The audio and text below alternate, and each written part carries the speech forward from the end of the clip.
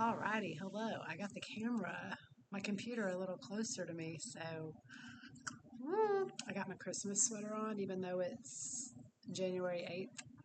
I have a funny story about that. This is a Disney item. My dad gave me gift cards, a few gift cards last year, and they said Disney on them.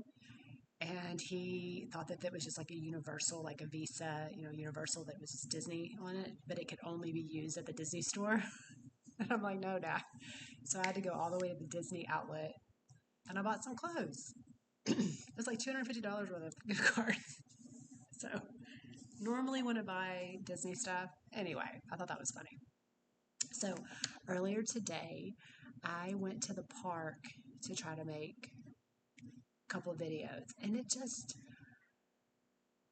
I don't know, like this is my comfort zone.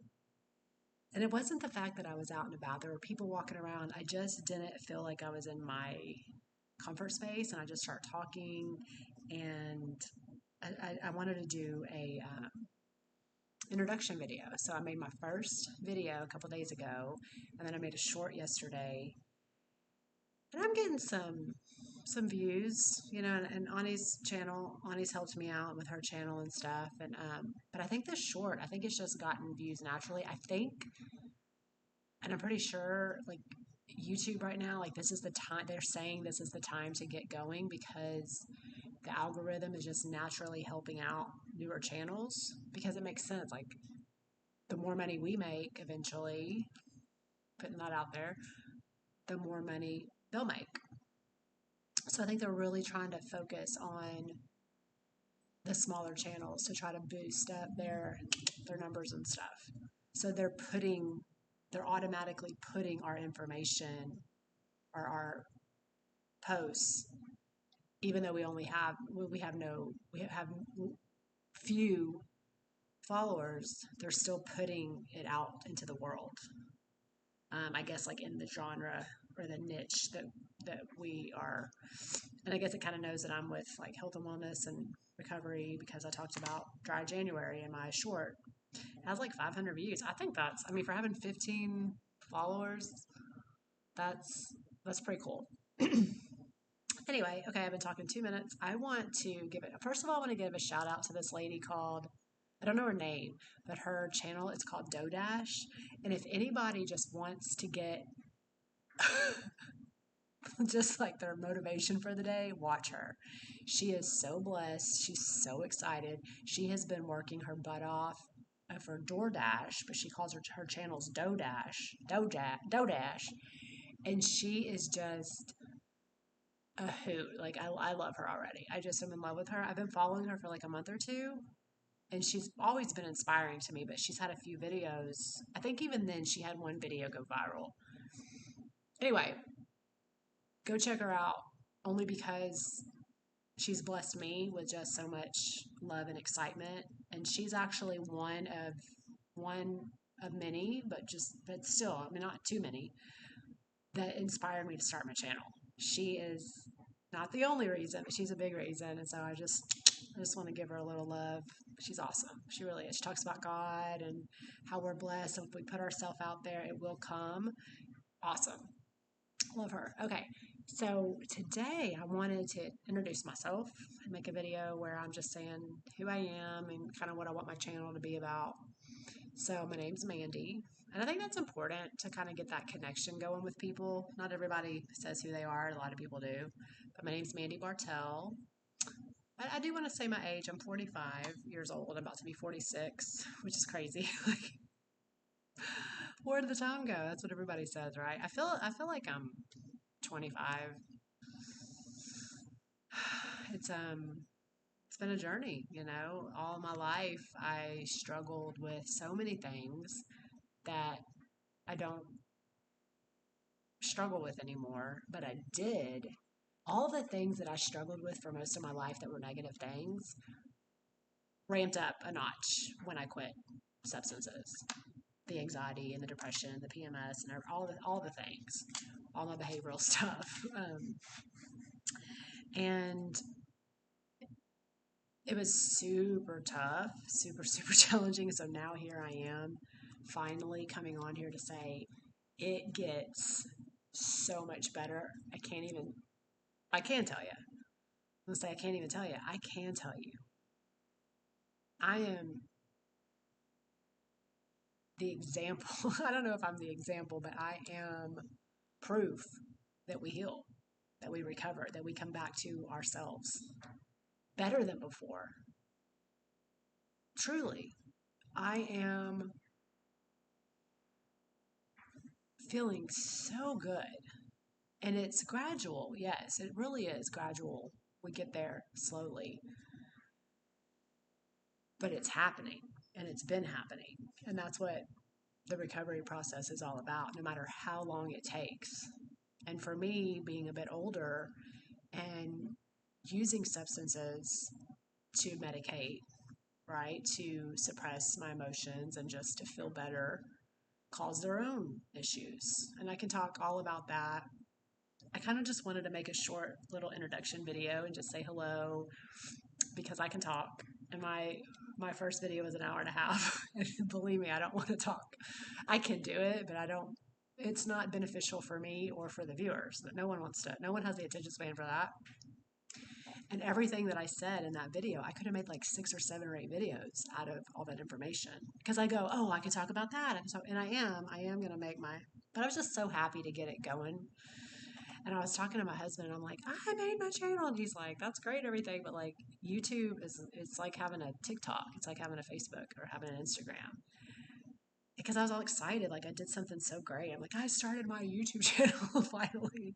And he's like, okay.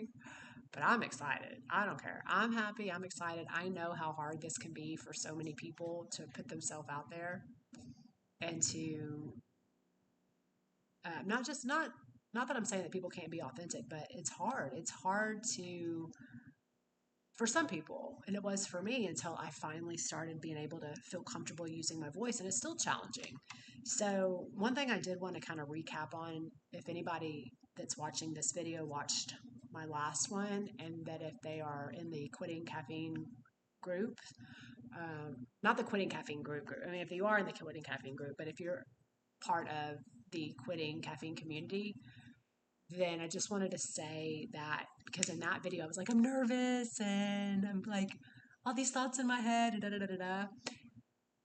And I was a little bit, taken back, but that's so normal. Even normal people that don't have anxiety and that aren't going through the rewiring and new wiring and unraveling the behaviors, all that process of post-acute withdrawal, the anxiety, the depression, all the symptoms that go along with that type of anxiety when our body is stressed from quitting a substance that it thinks that it needs to survive. And I'll go into more depth on that and everything.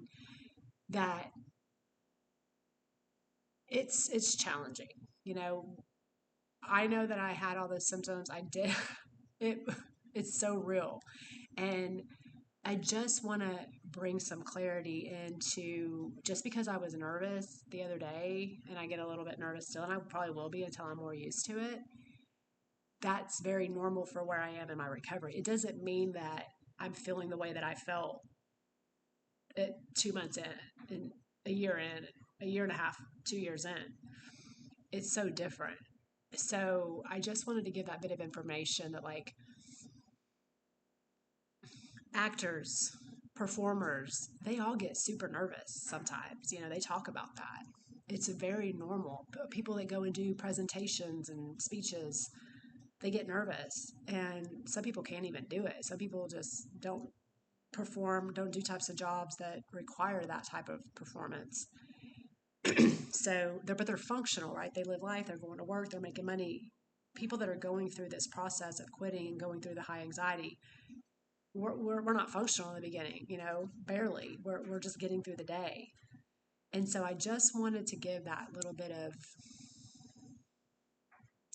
empathy on the struggle that I know. I know how hard it is when people are going through this in the beginning, and in any type of situation. It doesn't just have to be post-acute withdrawal.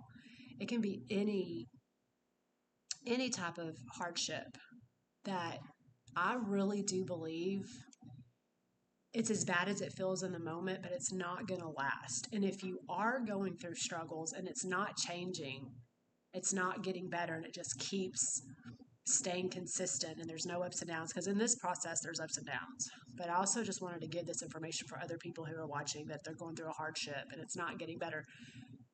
Try to look into the root cause. What are you eating? What are you consuming? What are you drinking? It's like, oh, I have depression. It's I've had it my whole life. Well, have you been consuming Cokes and chocolate and sugar and processed foods and crap? How's your environment? Are you stressed all the time? Because those foods cause stress. So look at your stress levels.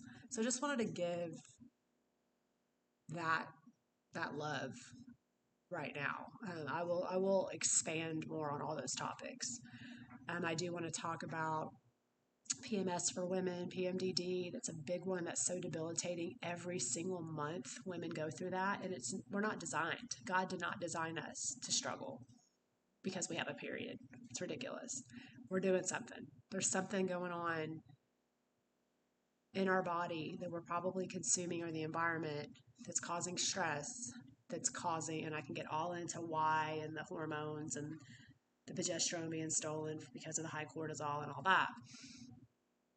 So intestinal issues, usually it's stress. But what's causing the stress? Quitting substances, being on substances, any substance, and caffeine included, that I'll talk a lot about, causes stress on our body, even though we can be functional on them. Then when we quit, especially cold turkey, so I don't recommend quitting cold turkey, can cause stress on the body. And then when it's going back to homeostasis, which it is, but it can take time, and everyone's time factor is different, that it's gonna, you're gonna feel that way until, possibly, if you're going through it that way, until you're free. But it's the stress of quitting that causes all the symptoms, that causes you to feel terrible. You really can't. It's your brain's literally saying, hey, go back to the drug, go back to the substance, whatever. So it's so normal. But for some people, and from what I experienced, it can be a struggle. It can be very, very, I want to say the word challenging because I want to be careful with the language that I use. A struggle, challenging. I don't want to say words that are scary, because when I look back at it all, it's almost kind of, I get really emotional about it, because I can't believe I was there, but I was. And now here I am. And I'm just a normal human being. I'm just a normal person. That all I did was stay strong. I was very lucky that I had people ahead of me to tell me, this is what it is, I promise. Just keep going, just stay strong. And I want to give a shout out to Cato. Um, you know, what did people do before, when they had a mental breakdown from whatever, and they didn't have the internet to go to? Did they go into insane asylums and hospitals, and did they get electric shock treatment and get put onto the drugs? I know I'm really emotional right now, but if you know what I'm going through, you know. But even if you're not going through what I'm talking about, basically the surface of all of it, it's not the whole thing. I don't want my channel to be completely about that at all. I want my channel to be about, it is about health and wellness and wholeness in all aspects. So what are they? And I can make a whole video about this and get more detailed, but we all know, it's the mental, physical, spiritual, emotional, financial, environmental, social. Did I say them all? It's 7. And everything I can talk about goes under that. So physical, the intestinal issues, body pains, PMS, that's spiritual and physical and mental. That's everything. That's financial. That's social. And if you know about that, you know. And most women suffer from some type of PMS. A lot suffer from PMDD. I was one of them. I'm telling you, ask my mom, ask my husband, every single month for 29 years. Well, my husband didn't know me back then, but my mom did. My husband's known me for 14 and a half years. I changed. And I tell you what, I was a 10 on the level of PMS. I am at like, it's just a 1 now. I do get a little bit maybe like sassy during that time, but I have a whole thing about why. Um, when we have our period, we're doing a lot of healing, but there's also like more truth comes out to just show us our most authentic self more. We can't really sweep things under the rug as much as like other times of the month. So I have my some good info about that. But it's all stress. Like it's all stress. But what are we doing? What are we putting in our body? What are we consuming that's causing the stress? Besides the environmental stuff and the social stuff and the things that we can't control. What can we control? And then the things that we can't control just become a little easier to handle. We become more relaxed and more patient. So some things that we thought were major stressors are not really, they're there, but we're not being affected by them as much if we get off certain substances. That's my experience. And I'm going through something right now with like me trying to say, my experience and just making sure that people aren't dogging it because they can. That's their opinion. And I am in a place right now where I'm learning how, like, oh, I used to have a lot of control. I need to I'm learning to let go of a lot of stuff. And I just am naturally. It's unraveling naturally. Everything's just happening the way it should. But before, I would want to put that control on it because I was so out of control, right? With my hormones and my neurotransmitters. I talk about all that. Everything was just so out of my control a lot of the time with the anxiety, the depression, it's all my things that I would try to control other people's. I would be kind of a people pleaser in a way, or even say how I felt or whatever. But then if someone said how they felt back or their own opinion, I had to do my best to navigate around how I was going to make that happen, even if it was kind of changing my ways by being a people pleaser, by seeking, and then just the seeking validation and approval and trying to prove myself, all those things. That's all part of behavioral stuff that I talked about in my very long-winded first video. But it's so interesting to me. It's so interesting when we come back to ourselves, the way we were always designed to be, the things we learn, the things we start to just feel and see, and just in life, the way other people are. And here's another thing. Now that I'm becoming more clear with my behaviors and understanding that the problem was always kind of me, right? Because the freedom is in us. That um, it was always like, I always thought that it was the person, like what they were doing to me. And it's like, oh, the problem was always me.